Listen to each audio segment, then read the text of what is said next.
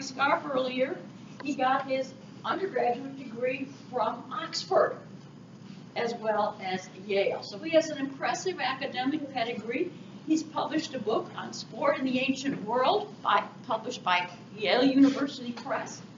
So he has this distinguished pedigree. In addition to that, folks, he has significant administrative experience at the National Endowment for the Humanities, the National Council on Teacher Equality, the American Academy for Liberal Education. He served as the Deputy Secretary for Post-Secondary and Higher Education in Pennsylvania, and that's just a few of his many accomplishments. Michael is currently president of ACTA, and he'll probably tell you a little bit about that. He espouses reform in higher education. Michael's going to talk to us today about free speech in ancient Athens. Michael.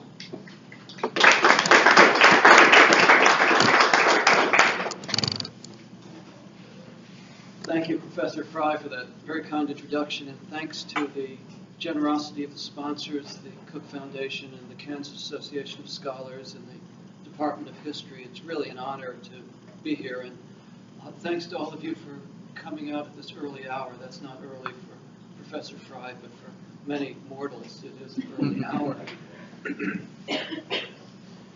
I invite you this morning to come on a journey through time. That's, by definition, what historians do. And a devoted and insightful historian, like the one you've had the privilege to study with, or in some cases to be a colleague to, namely Professor Fry, is also going to take you to a place where you have to try to understand why things happened. And also, that journey will take you to a place of awe and moral terror, in which you have to look in a mirror and ask yourself, what kind of actor do you intend to be in the history large and small, that we are making in our own time and in our own ways?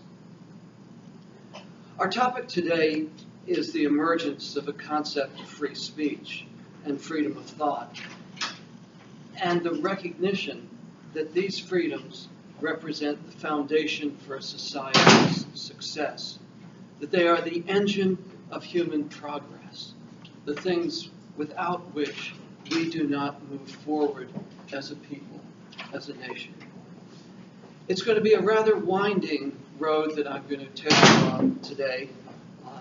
That's to say, we'll be jumping from one historical era to another, and I'm going to give you now a very brief roadmap of how this is going to progress for the next hour or so, or maybe a little less. I realize I might get a little tiresome talking for all of that, and I want to make sure there's plenty of time for us to talk and interact.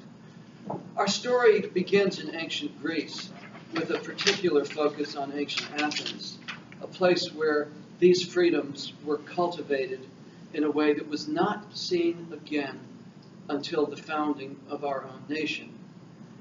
Now, the process of understanding so basic a human institution is going to cause us to look beyond ancient Greece, and indeed, as I've already hinted, to look at ourselves.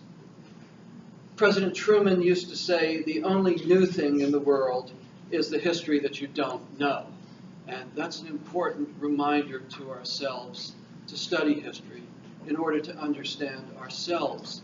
R.G. Collingswood, the Oxonian philosopher, argued many decades ago that the goal of the study of history can only be a knowledge of the present. I love doing history because it is, to me, inherently interesting. But there's a much wider and more important purpose, which is to understand who we are and where we are now, and what the choices are before us. So we're going to spend a few moments discussing why this topic matters so much. And then we're going to move back in time. I told you we'd be jumping around a bit on this winding road. We're going to move back in time to Greece in the 6th century BCE. That, by the way, is the same as BC, except in a non-sectarian way. And then we're going to move even farther back in time to ancient Israel around the year 1000 BCE in order to understand better how religious and political authority split apart, diverged, and what that meant for human progress. Then we're going to turn back to the story of the emergence of Greek democracy and the freedom of speech and intellectual freedom that grew along with the democracy. We're going to have occasion to compare the thoughts of one of our own distinguished Supreme Court justices, not alive today, but one who was a Supreme Court justice in the past, how his thinking converged with the voice of the Athenian democracy. Then, as now, not everybody believed in a free society with freedom of speech and intellectual freedom. And we're going to look at the ancient Athenians, Plato among them, who argued for a more controlled society. And finally, and you can perhaps sense that I think this is the most important part of what we're going to look at today, we're going to come back to the year 2017 and the challenges that are before us. In the autumn of 1949, Oxford's Regius Professor of Greek, E.R. Dodds, gave a series of lectures at the University of California, Berkeley, titled The Greeks and the Irrational. The last lecture bears the title, The Fear of Freedom. Now, Dodds' focus was on a particular type of freedom, freeing the mind from superstition. But his wider-ranging observations on freedom of thought are both an inspiration to us and a fire bell warning of much wider significance. I'm going to read you now a few sentences from the end of this absolute monument of classical scholarship and humanism. As a man cannot escape from his own shadow, so no generation can pass judgment on the problems of history without reference, conscious or unconscious, to its own problems. We too have experienced a great age of rationalism, marked by scientific advances beyond anything that earlier times had thought possible, and confronting mankind with the prospect of a society more open than any it has ever known. And in the last 40 years, remember this lecture was being given in 1949, Dodds continues, we have experienced something else, the unmistakable recoil from that prospect. It would appear that, in the words used recently by Andre Malraux, Western civilization has begun to doubt its own credentials. What is the meaning of this recoil, this doubt? Dodds here is referring to the hesitation to use our own rational faculties to face the things that we don't yet understand or comprehend. And Dodds continues, is it the hesitation before the jump into the unknown? Or is it the beginning of a panic flight? I do not know. On such a matter, a simple professor of Greek is in no position to offer an opinion. But he can do one thing. He could remind his readers that once before, a civilized people rode to the jump into the unknown, rode to it, and refused it. And he can beg them to examine all the circumstances of that refusal.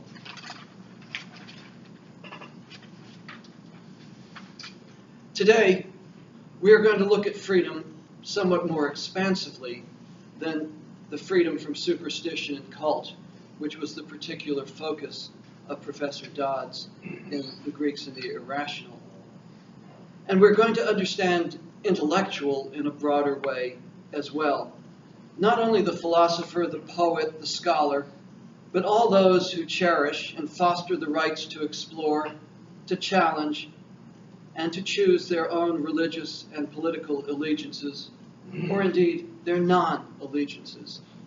I'm going to borrow now the words from Yale University's C. Van Woodward report on freedom of expression at Yale.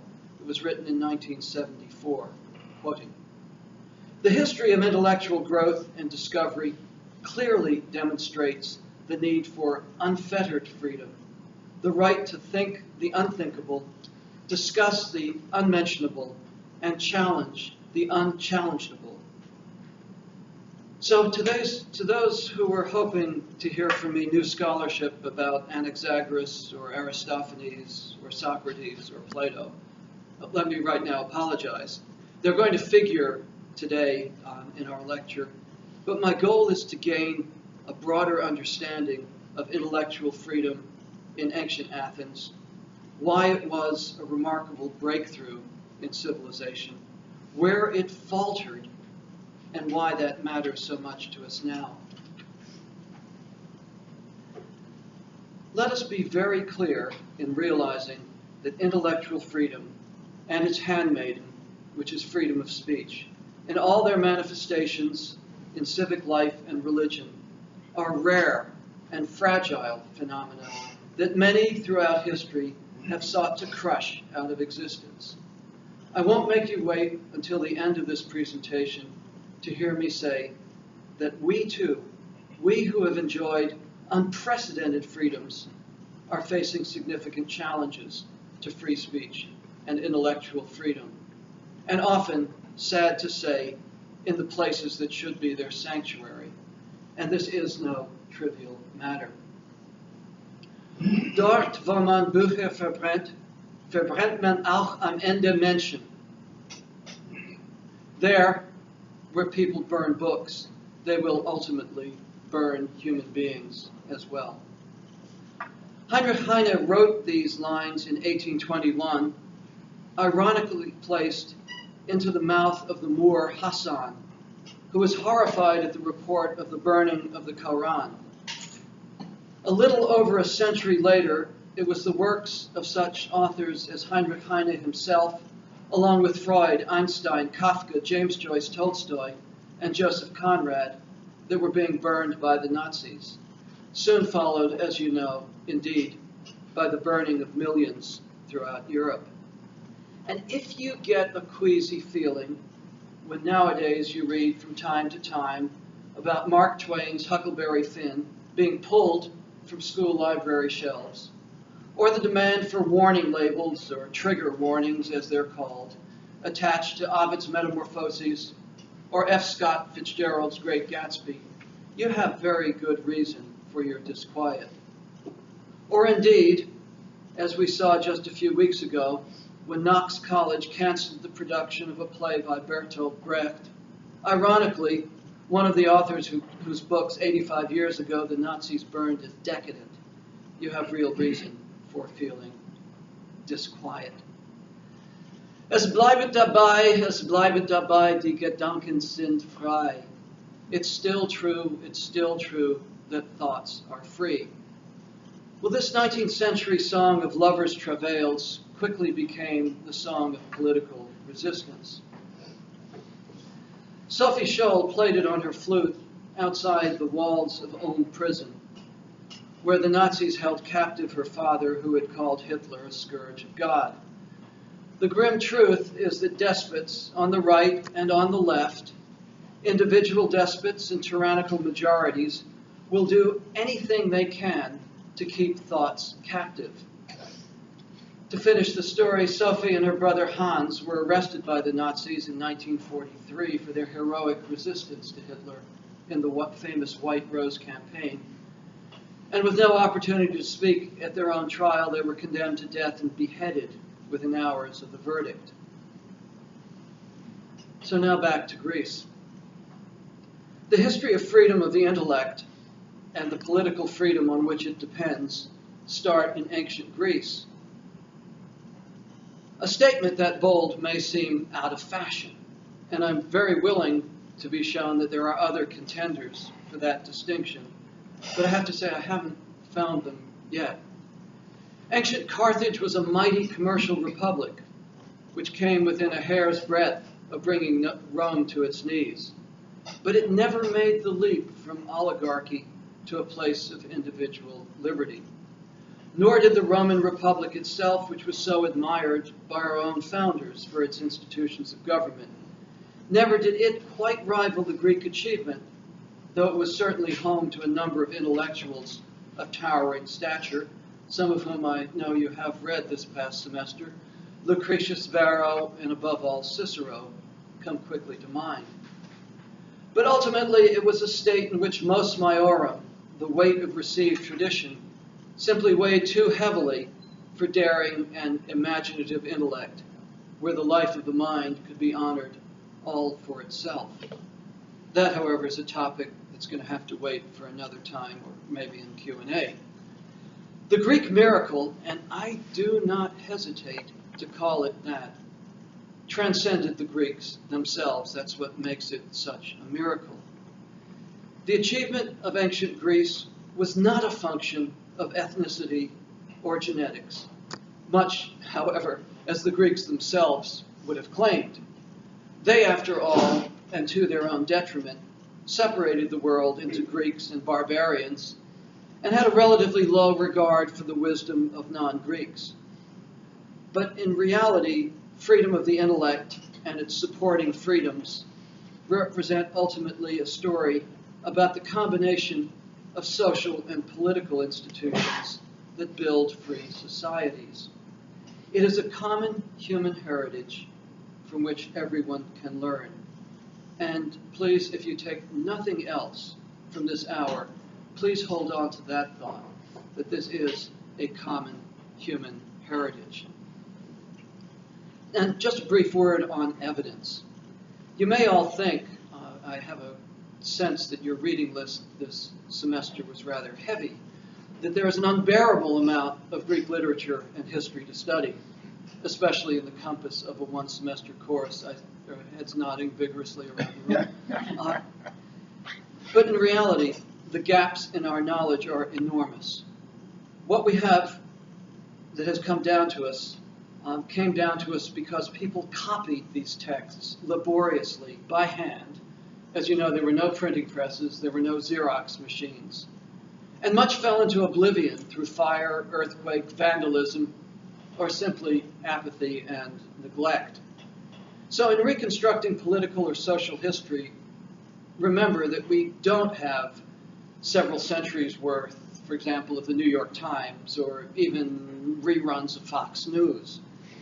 It's something more like a few jumbled sentences from something scholarly like a textbook or a scholarly study, jumbled up with perhaps a few sentences from some gossip columnist. Think of anyone you like. Even the evidence of an ancient source can be something that we have to look at carefully, can be what today we might call fake news. So with all those caveats and provisos and the fact that I'm going to be saying probably, and probably should say it more often than I'm going to in the next few minutes, without all those caveats, let's go back in time over 2,500 years to the remarkable emergence of a hitherto unknown level of freedom of thought and expression. The writings of Xenophanes of Colophon, I, by the way, thought that if you have to take notes, for all I know, you're going to get a quiz on this. Not that I know that for sure, but just in case, that I'd give you spellings so that it would be a little easier to take notes. The writings of Xenophanes of Colophon show a phenomenon, this phenomenon of freedom of thought and expression already. His home city of Colophon on the coast of Asia Minor fell to the Persians in 546 BCE. And Xenophanes tells us in his poetry that he spent the rest of his long life wandering through Greece. And he had a powerful new message. I'm quoting here, of course, in translation. Mortals believe that the gods are begotten, and that they have clothes, and a voice, and a body, as we do. The Ethiopians make their gods black. The Thracians make theirs blue-eyed and red-haired.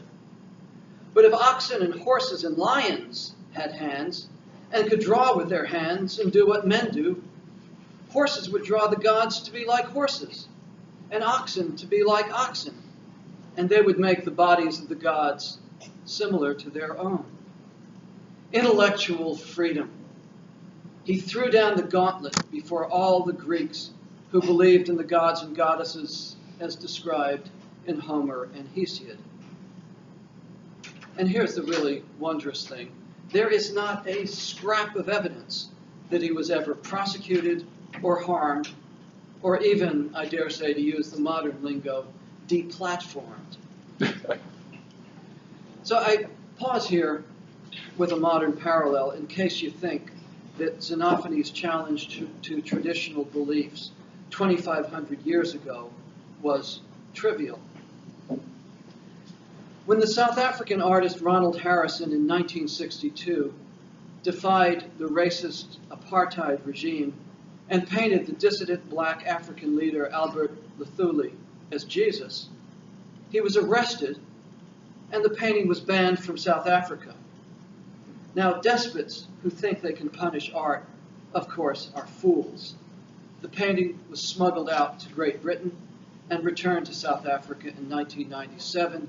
It's been viewed hundreds of thousands of times. You can see it, of course, today, now on the internet. I want to repeat that line. Despots who think they can punish art or literature are self-deluding fools. I'm actually there channeling Tacitus, an author that I suspect you had some acquaintance with this semester. Now back to Xenophanes and his fellow philosophers.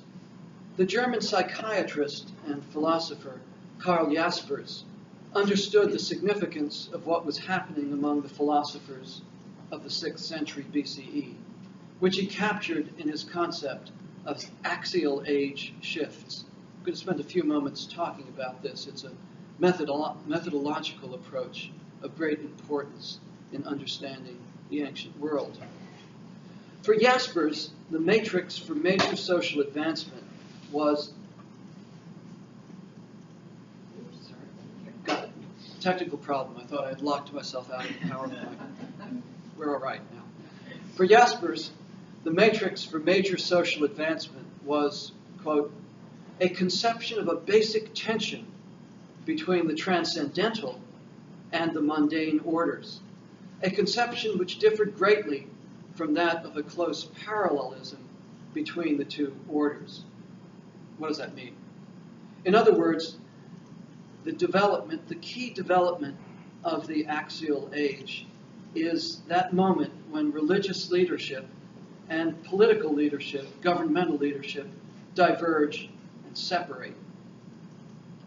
The king and the prophet or the high priest are then part of different realms with different centers of authority. It is the crucial first step, liberating as never before the individual to his or her own responsibility for finding meaning. And that is a necessary, even if not sufficient, stage for the emergence of a free society. I'm going to digress now. Remember, I told you this was going to be a kind of a winding road.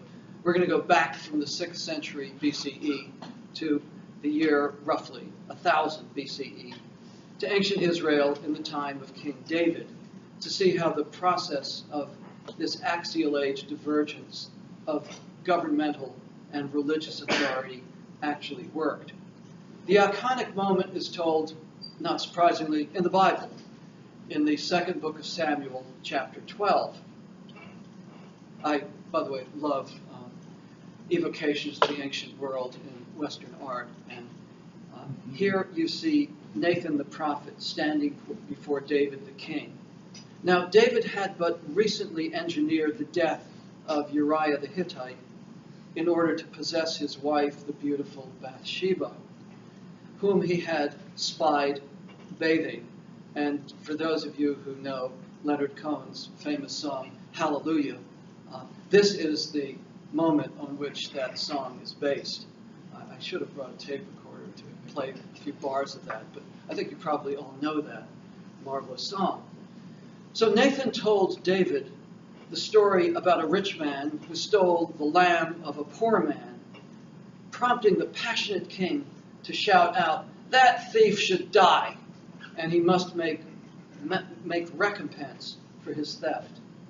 What does Nathan do? He points to the king and says, You are the man in all of your self-righteousness. You are the man. So what does David, the king, the most powerful man in ancient Israel, do at that moment? How does he respond?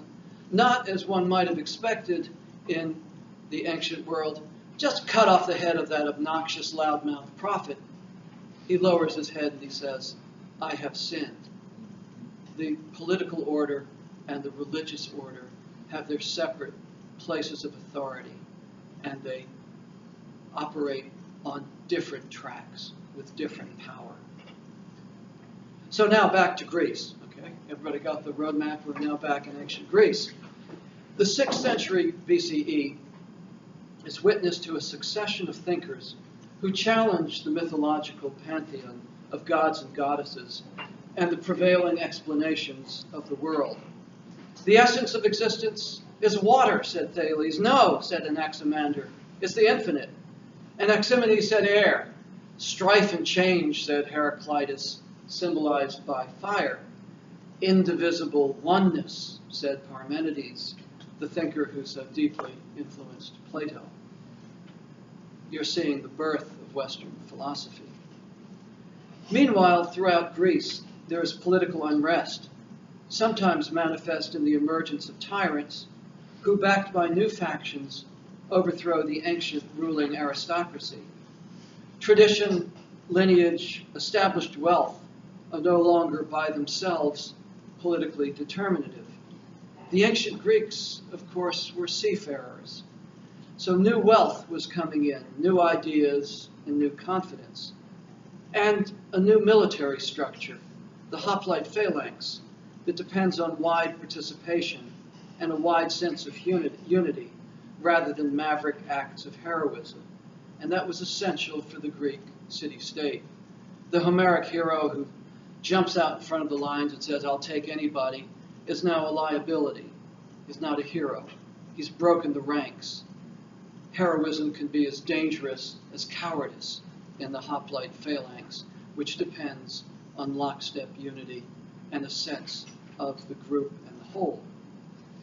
But these people who are defending the city and bringing in new wealth are not long going to remain quiet without some degree of political power.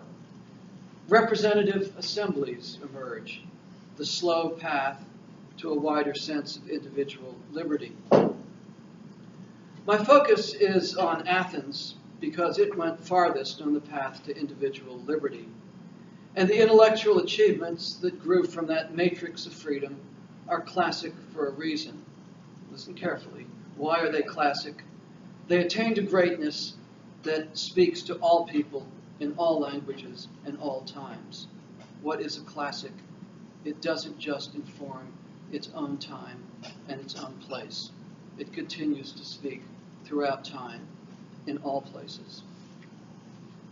But recognize, please, that Athens stands out in a context of other Greek states engaged in different levels of representative governance. On the island of Chios, for example, as early as 570 BCE, there was a representative council to which citizens could appeal, which is a major step in the creation of institutions of freedom. This is a fascinating document. It's a boustrophaedon inscription. In other words, it follows an ox plow. So the Greek goes first to the right, and then back to the left, and then to the right again. A little bit of a puzzle to translate, but at that very top line, you can see ekalesto estein boulein tein demosiein. What a beautiful phrase. Let him be called into the assembly of the people. Not before the local lord, not before the gift-devouring kings that Hesiod spoke about. Let him be called into the council of the people. In Athens, a remarkable political development is both the product of and the catalyst for the breakdown of power of the local cults and the cult places. Remember axial age shift. Each citizen will soon look beyond the local aristocrat and the cult site that the family of the aristocrat controls to a wider civic and religious identity.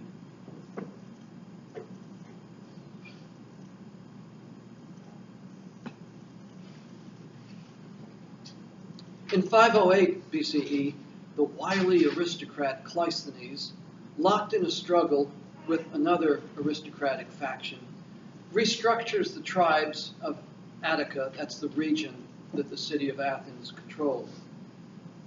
No longer will citizens of the region look to their local aristocrat for religious identity and political authority.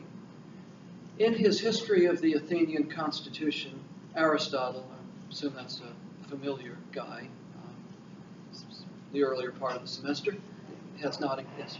Aristotle tells us that Cleisthenes introduced the idea that Athenians would thenceforth be identified not by their own names plus the name of their fathers.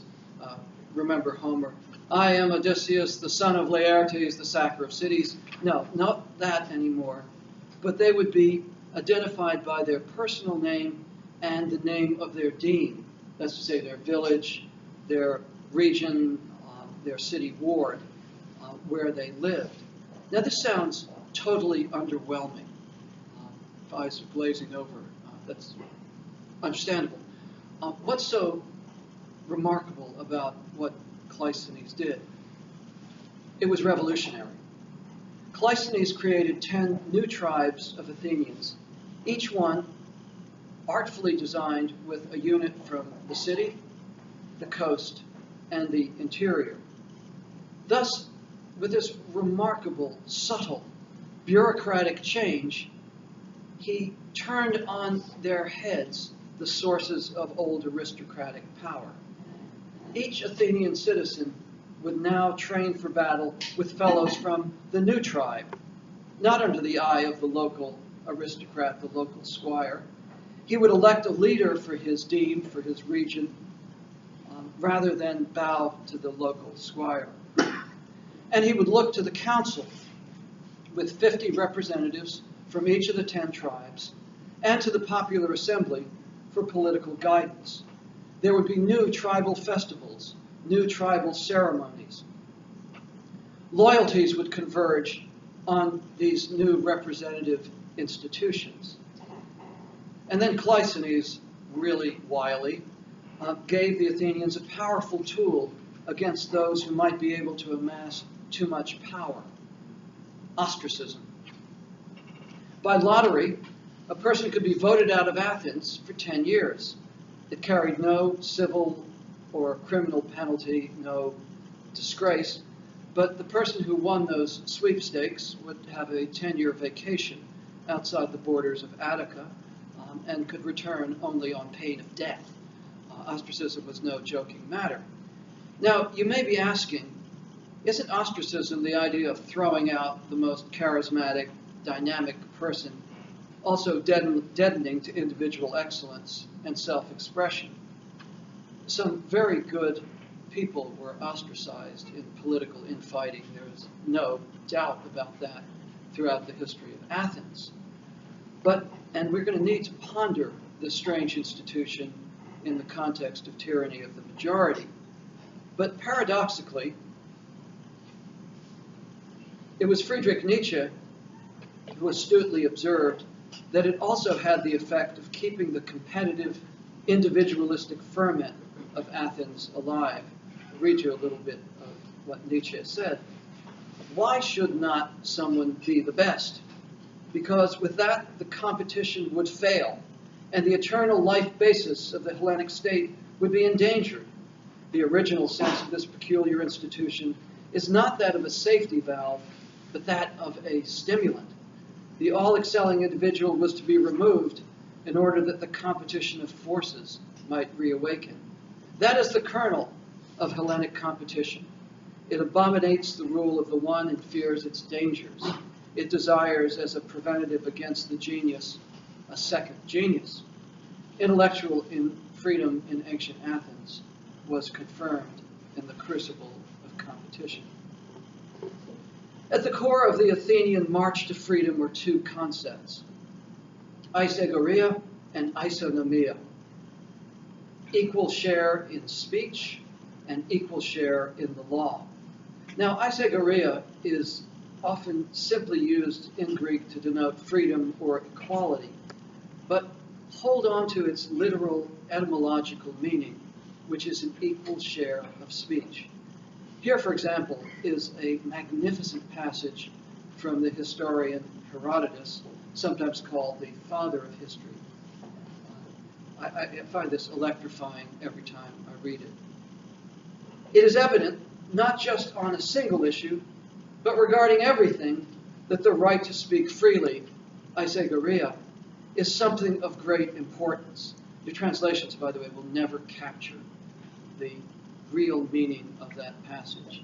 Isegoria, freedom of speech. This is why you have to learn Greek. To continue, all the time the Athenians were under the sway of tyrants. They were no better in war than their neighbors.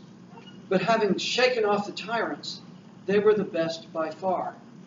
Because when they were kept down, they were slackers, working in the service of a master. Once freed, each man was zealous to work for himself. Herodotus' enthusiasm for liberty is infectious. Feel the power of his words.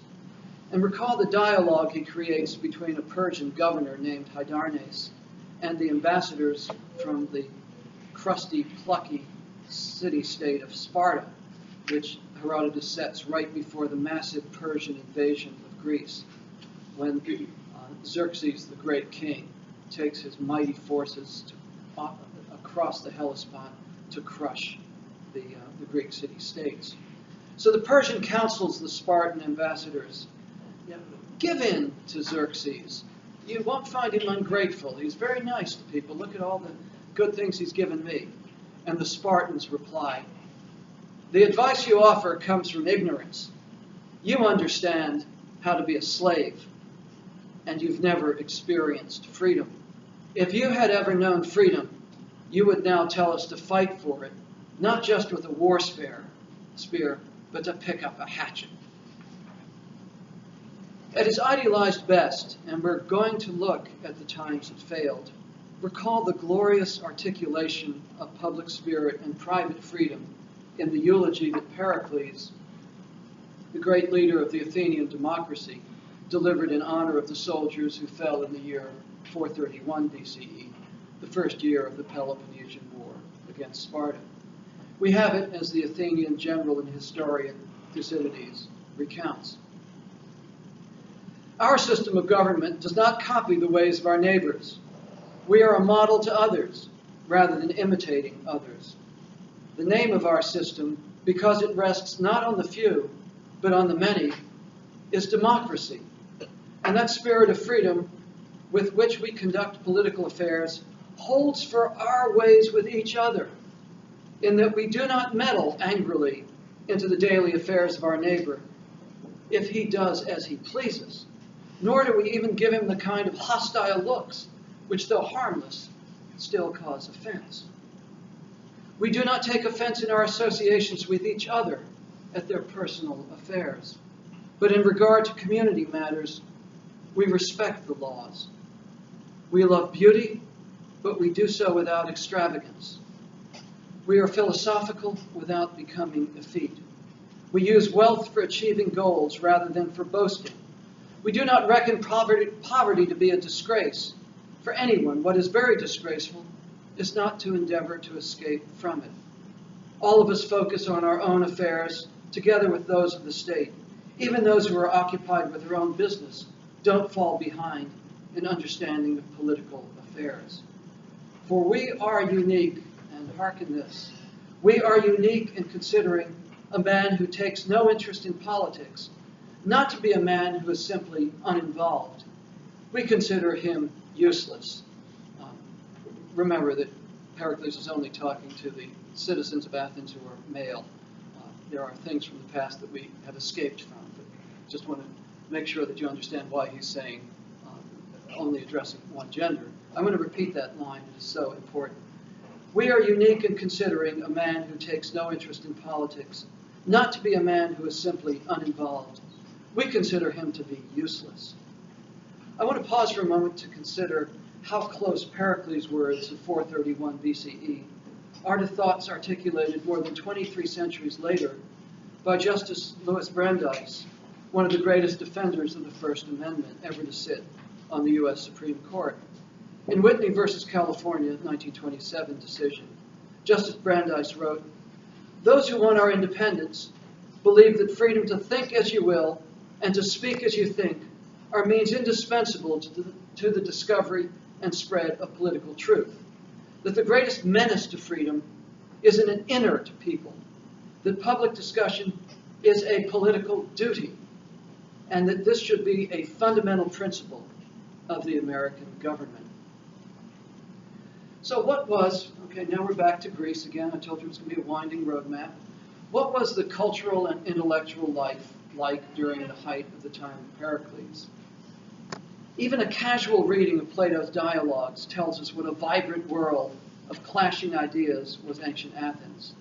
The sophists, whom Socrates mocked and embarrassed, sometimes with good reason, taught their students, for a fee, how to argue effectively. And along the way, they explored notions of truth, perception, justice, and duty. It was a time of intellectual ferment. Consider the setting of Plato's dialogue, The Protagoras.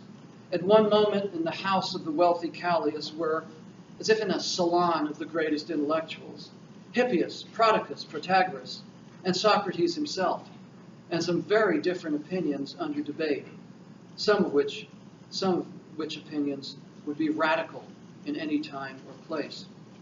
And the world of Athenian old comedy set a standard for free speech, raw humor, and personal invective against authority figures that has rarely been rivaled in the centuries that followed. Saturday Night Live may be a parallel, but I don't think it goes even nearly as far as Attic old comedy.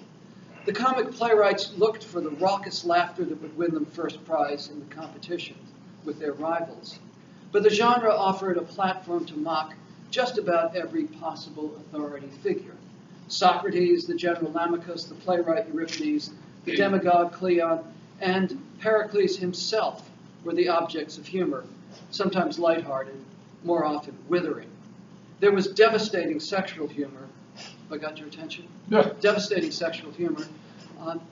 But in deference to the dignity of this lecture hall, I'm going to omit the more lurid jokes, albeit... We're disappointed about that, Michael. I could reconsider. But, now that I've got your undivided attention, we'll go back to political humor.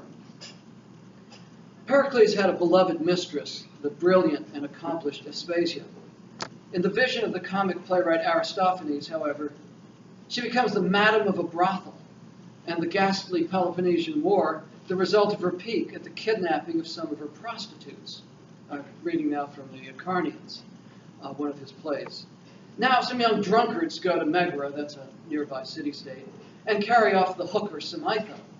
The people of Megara, cut to the heart, run off in turn with two girls from Aspasia's brothel. And so for 3 whores, Greece is set on fire.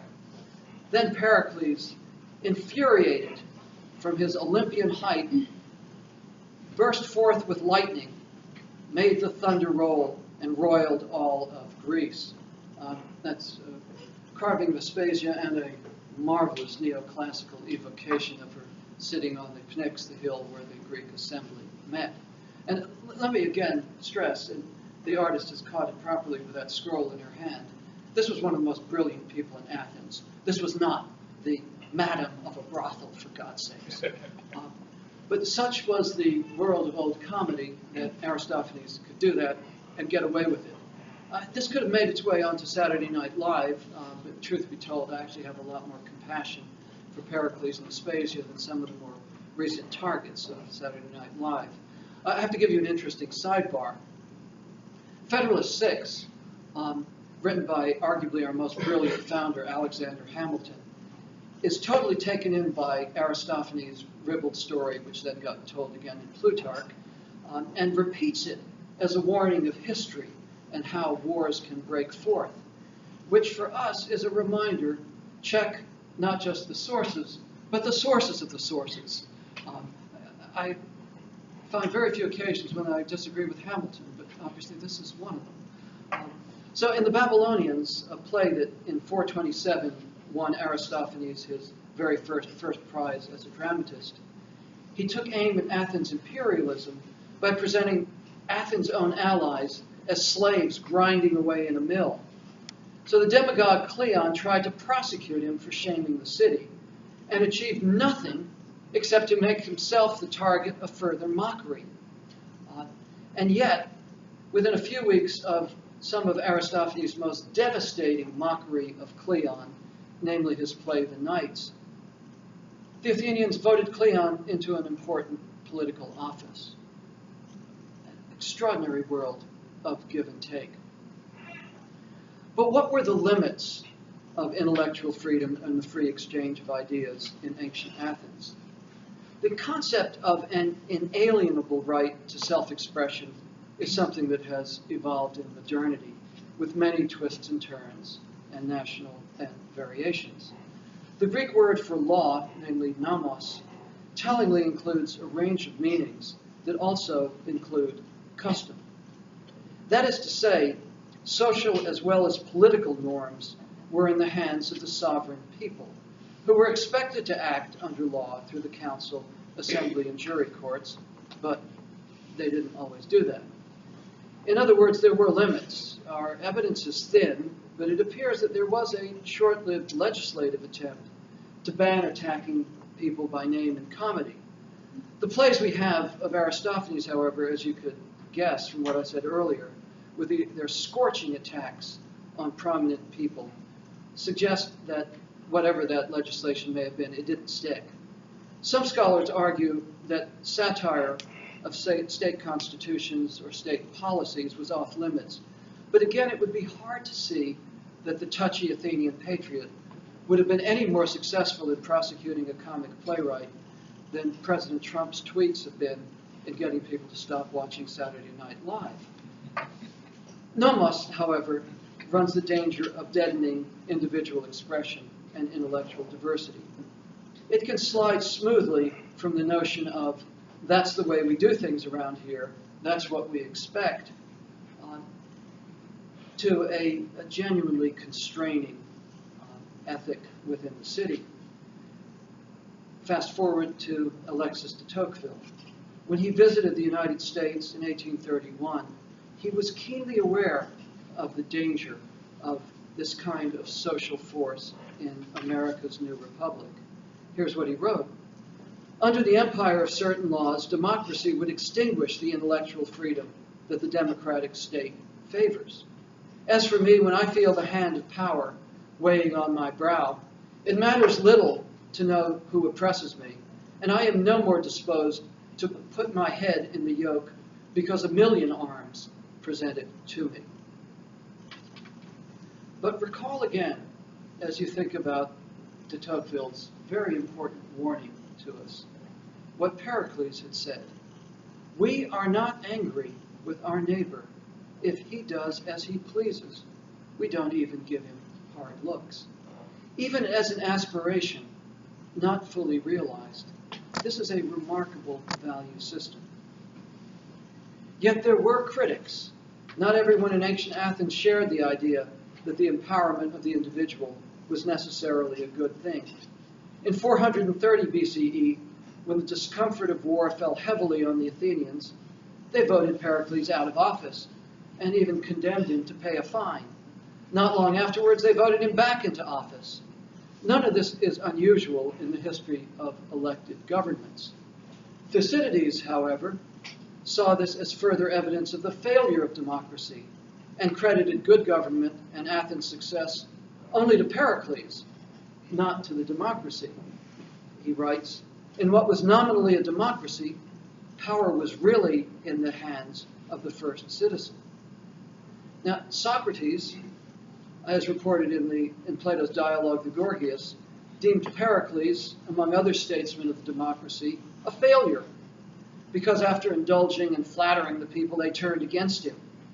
But beyond the absolutely fascinating question of whether Pericles, as a statesman, made the souls of the citizens better, that, by the way, a question that today is at the heart of the dialogue between classical liberalism and republicanism, I have to ask, was it really a failure that the democracy voted a leader out of office and back in?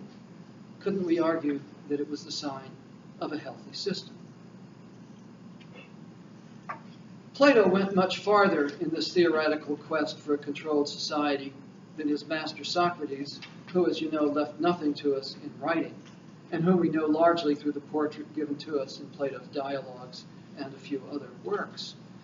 Whereas Socrates questioned the effectiveness of a democracy in bringing each person to the examined life, which, as he stated so eloquently, is alone worth living, Plato envisioned a better state in which all the decisions that would create what he deemed good citizens would be made by those best equipped intellectually to rule the state. Now, we tend to read Plato's Republic, not the Laws. In the Republic, the movement Socrates describes is the soul escaping from the cave of illusion to the light of truth. And the blueprint of that journey is what informs the structure of the state. In the Laws, however, which was almost certainly the last work that Plato wrote, Socrates is not present as an interlocutor. And the interlocutors themselves, remarkably, find a cave where they can have their discussions without the annoyance of the bright sun. And it is indeed a dark world that Plato describes in the 12 books that he is devoting to the controlled state that he envisions. One example will have to suffice for now. Remember that in the Republic, Socrates challenges the stories of gods and goddesses as told in Homer as corrupting, worthy of censorship in the Republic. Among the charges that put him on trial for his life, whether political or not, was asabeia, formerly the charge of impiety. He challenged, there's no doubt of that, the traditions around him. But in Plato's Laws, Plato tolerates no departure from the state religion. I quote, "Those who have come to be atheists because of mindlessness, but are free from wicked passion or character, let the judge place them, according to law, in the prison called the place of moderation for no less than 5 years." And if that evokes in your mind 1984's Ministry of Love, that's probably not accidental. To continue, during that time, no other citizen is to meet with them except those who are part of the nocturnal council, who are to associate with them for admonishment and the salvation of their souls. After 5 years, if the atheist has not gained wisdom, he is subject to the death penalty. It's a passage that tends not to get read enough or considered enough. From the Inquisition to the Soviet Gulag, history has seen this theory put into grim, atrocious action. Now, some of you may be getting uncomfortable at my critique of Plato, whose Republic alone would make him a cornerstone of Western civilization, indeed civilization worldwide. And the Cambridge philosopher Alfred North Whitehead famously remarked, the safest general characterization of the European philosophical tradition is that it consists of a series of footnotes to Plato, but Whitehead himself quickly made clear that this was not a call for slavish adherence to the tradition. And observe, please, this is another takeaway from this hour.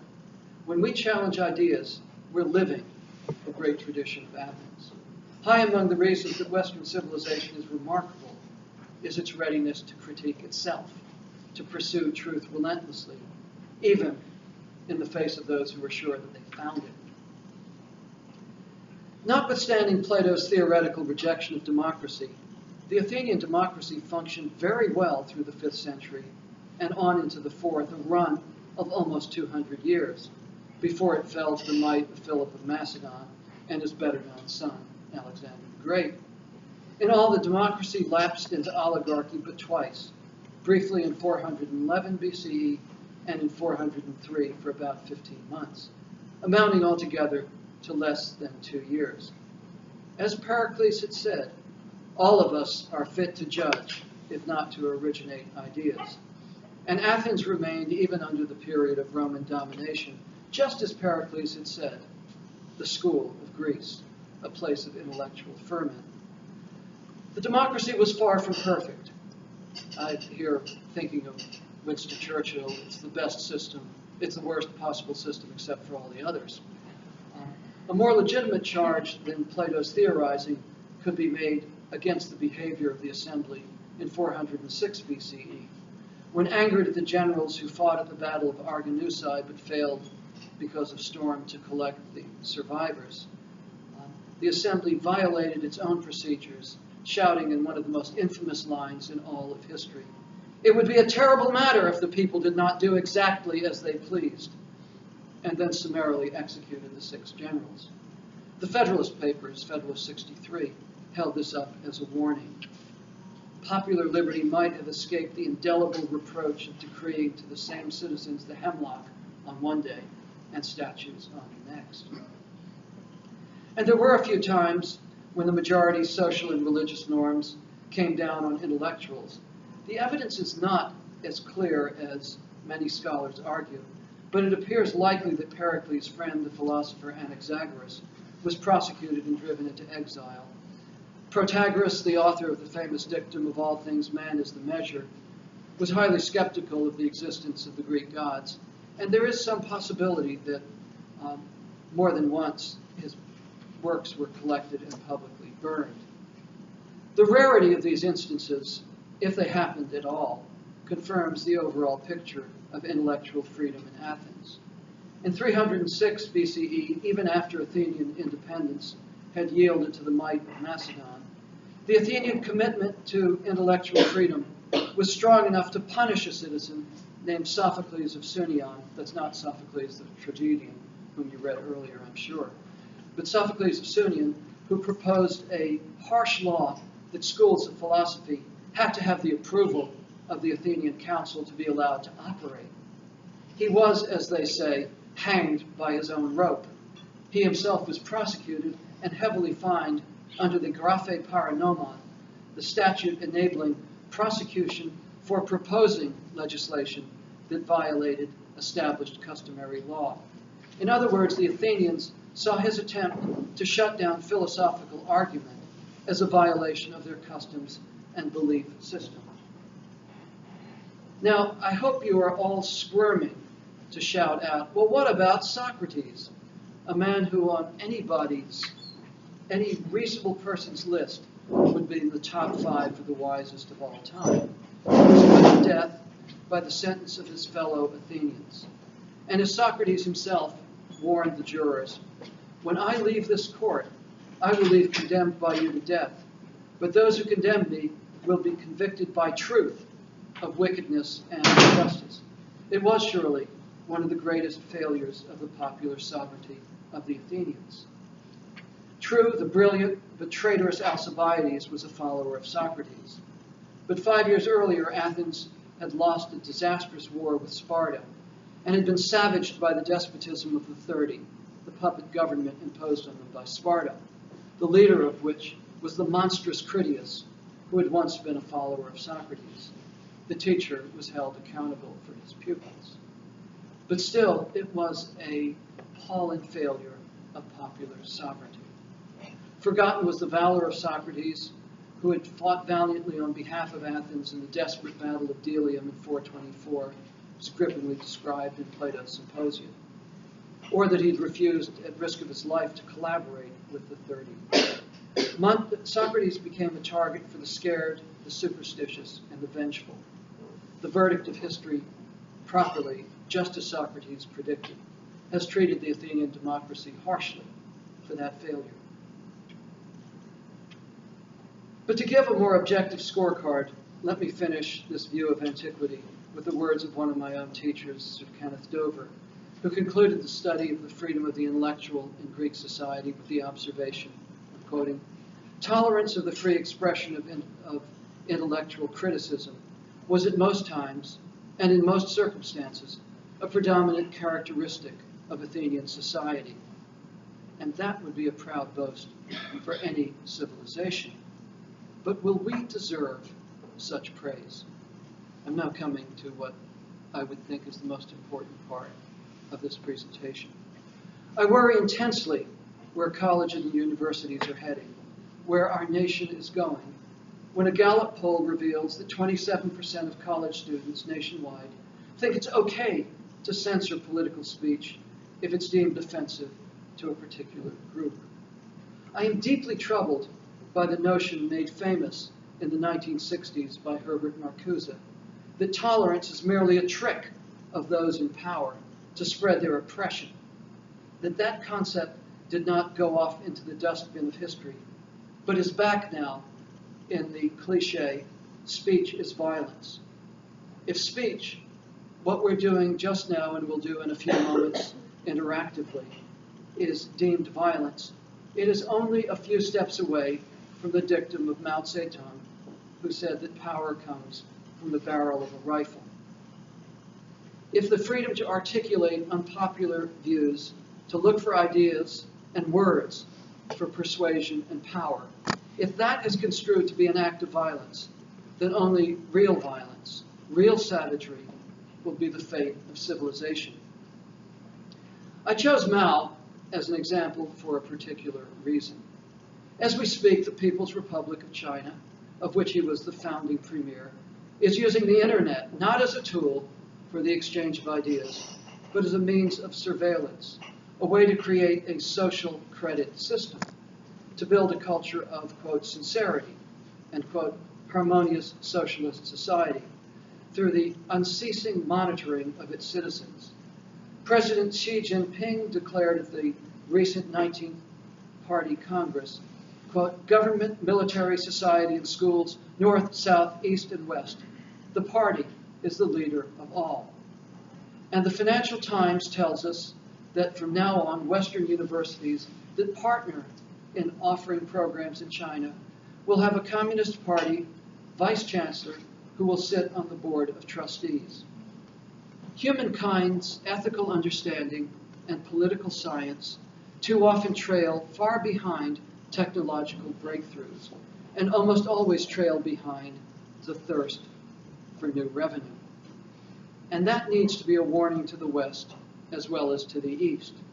The surveillance state that George Orwell described in fiction in 1984 is not only a possibility, but it is now being implemented by the world's second largest economy, and we can only pray that it will not soon be implemented by others.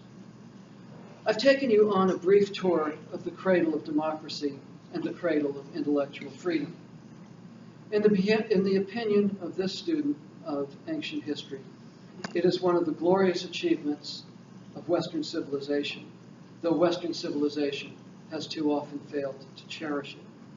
The freedom to think daringly and to discuss daring new ideas is a hard-earned freedom. It is already, to some degree, in your hands as university students to cherish or to spurn. And I hope I've made it quite clear what choice I earnestly pray that you're going to make. Thank you for your kind attention.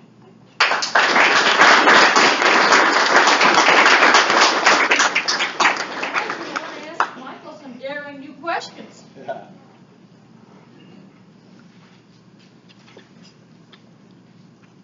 Well, I hope They're all overwhelmed, Michael. I hope I haven't silenced debate. That would be antithetical. Yes, George. Would you say a bit more about something you mentioned in passing, which was classical liberalism versus republicanism? Is that the way to put it? Yeah. There are political scientists in the room who will do this better than I can. But in essence, is individual freedom an end in itself, or is it a tool to achieve virtue? And that's a great question. And classical liberal is the first part of what you said, and Republican is the second part. Classical liberal, it's an end in itself. Yes. Yep. And it's a long and fascinating conversation that we can have.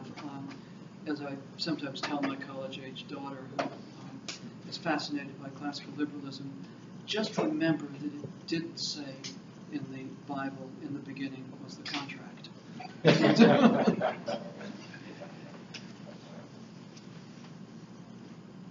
Please. Jacob. Oh, I'm sorry. Mark. Go ahead.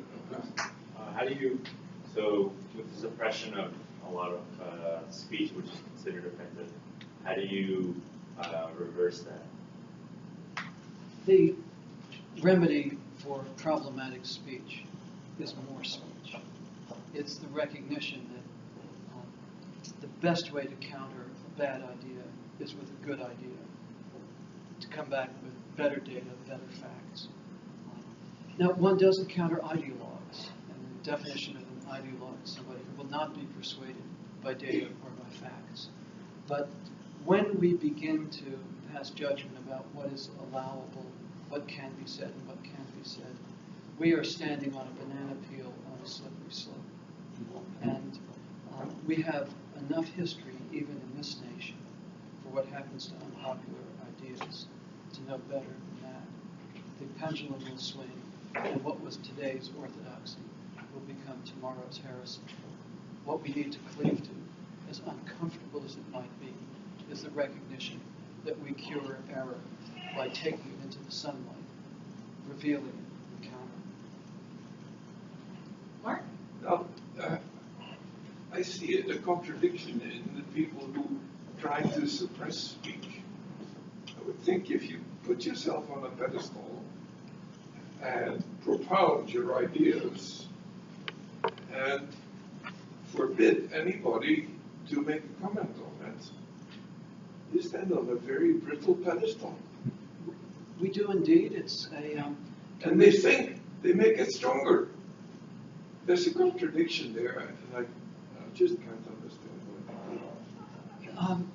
I am, well, nonplussed is too mild a word. I am nonplussed that colleges and universities would fall into such patterns. These are the places where we should feel the sanctuary to put error out, and as Milton said, let it be refuted. Yes. To feel a sense of security. You can't find out whether your thoughts are correct until they survive challenge. So you have to invite challenge rather than suppress it. And this is not to say, and I thought the way the C. Van Woodward report positioned itself was wise and humane. This is not to say that civility, that kindness, that mutual respect are in any way trivial values. They're extremely important. Essential. Yeah, essential values. Yes. But when it comes down to the final decision, can I express this idea, or do I have to exhibit some constraint because it might be deemed offensive? Get the idea out there. Yes. Let's have that sense of trust for one another. I go through my life working very hard, finding all kinds of circumlocutions, never to offend anybody in any way. That's a personal Makes no choice. sense. And I'm happy to live that way. But I will zealously defend anybody's right to offer an opinion, as long as I have the right to keep my First Amendment rights. And I hope the reason I'm being perhaps a little aggressive in my pleas to university students, be the agents of freedom. It is not easy to stand up to peers in a culture in which we have suddenly become so hypersensitive, and to say, let that person talk. Don't call the bias response team in to silence that person. Let's discuss this matter. Let's all learn and grow from it. If somebody is being uncivil, offensive, use your peer counseling to tell that person exactly what that person's doing wrong. But don't silence debate and discussion. Yeah. Yes. I'll do a gentle challenge. Okay. Let's go back to Athens. I found it interesting. Whenever I talk about Athens with, I work with usually first and second year students, and I do this sort of rigmarole where when I talk about democracy and free inquiry, and then we have to start sort of separating who that actually belongs to. You needed a bit of this when talking about how women were completely excluded, right? So you got to exclude 50% of the population right there, more or less, right? Estranged is always a great example because she's usually the only example that we can think of a woman doing important things during the classical period. She may have been the ghostwriter of Pericles' speech. Yes. There was that rumor. Yeah. Then all slaves in Athens would have been included as well, of course. Folks all males below the age of 21 or whatever would have been, as well as all foreigners who were in Athens at the same time. And at the same time, you had an imperialist Athenian state attacking other city-states, getting a great deal of money involved to do things like that. Pericles' monumental architectural structures. And so it's just sort of, I don't know, do you feel compelled to have to do that sort of throat clearing ahead of time when you talk about Athens, or does that sort of get you away from where you really want to go? It is essential that we learn from the past, its mistakes, as well as its achievements, not to be slavish in our admiration of it. I find it very hard to read as extraordinary a work as Aristotle's Politics without a certain queasiness. How could this person who was so given to an empirical method argue that there was something determinative about gender or ethnicity, that certain people are born to be slaves? It's an outrageously counterintuitive approach. I find myself occasionally telling myself what James Joyce put in the mouth of Stephen Dedalus, history is a nightmare from which I'm trying to escape. But we don't escape from the nightmare unless we look at it clear-eyed, and to recognize that there are things from the past of extraordinary value that still speak to us. Yes, Pericles demanded that citizenship be restricted to somebody who had Athenian parents on both sides, and the Athenians back away from that for a little while after the restoration of the democracy in 403, but then they start pulling back to that same very restrictive standard. In the light of history, we have the opportunity, indeed the duty, to say these things were mistakes. These things were destructive. They were limiting. I mentioned that the Greeks had this sense of Greeks and barbarians, which is outrageously stupid. Let's just give one example. In the Seleucid Empire, the successor to Alexander the Great, they are occupying a stretch of territory of people who are governed by the Torah, who are governed by the Hebrew Bible. And the Septuagint is a translation of that into Greek. We don't have any evidence that any Greek ever bothered to read it until essentially Roman times. Now, even if you don't like these people, if you have to govern them, read their documents. The mindlessness, the tunnel vision was a great defect, and not surprisingly, they lost the Maccabean revolt. They paid a price for this. So yes, one has to look at history with that critical eye, what it tells us about the present. We have to conclude on that note because we only have about 1 minute and 10 seconds left. So let's thank Michael, and if everybody... Thank you. If everybody would be sure to sign in the sheet because I have to write this report up on our grant, I'd appreciate it.